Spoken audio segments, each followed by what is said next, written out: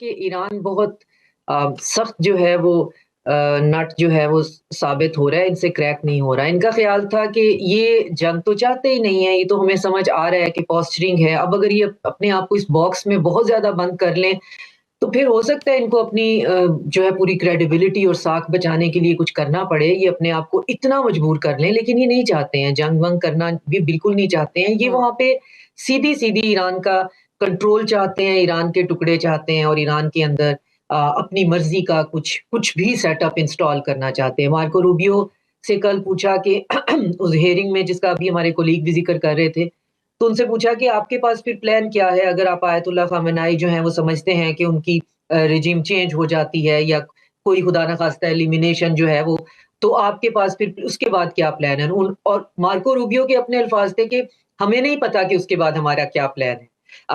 ये सूरत-ए-हाल वेनेज़ुएला से बहुत मुख्तलिफ है।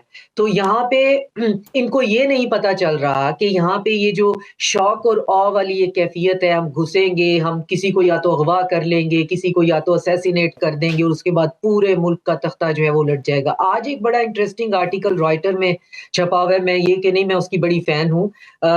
बहुत मुश्किल से डाइजेस्ट होता है उसका प्रोपेगेंडा, लेकिन आज उन्होंने एक आर्टिकल उसमें लिखा हुआ है जिसके अंदर बाकायदा ये बताया हुआ है कि इसराइलियों का सबसे बड़ा इस वक़्त प्रॉब्लम ये है जिस पे उन्होंने ये पूरा प्रोसेस हॉल्ट पे रखा हुआ है।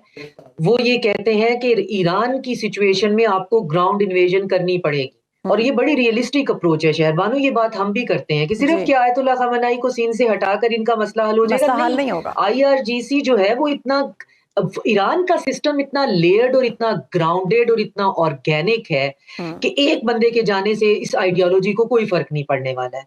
तो ये रियलाइज़ेशन उनको भी है और इस पे उन्होंने पूरा आर्टिकल लिख दिया है कि अब इस जो इसराइल है वो अमेरिका को ये समझाने की कोशिश कर रहा है कि इनको जो एरियल अटैक हैं उसके साथ-साथ ग्राउंड इन्वेजन की भी ज़रूरत है। तो ये हुँ। आज की खबर है। तो ये बातें पावर कॉरिडोर में हो रही हैं कि ग्राउंड इन्वेजन के बगैर अगर आप चाहते हैं ना कि ईरान आपके कब्ज़े में आ जाएगा, तो ईरान नहीं आएगा 1-2 बंदे, 4-5 बंदे मारने से। हुँ। तो उसका कोई पर्पज़ ही नहीं है।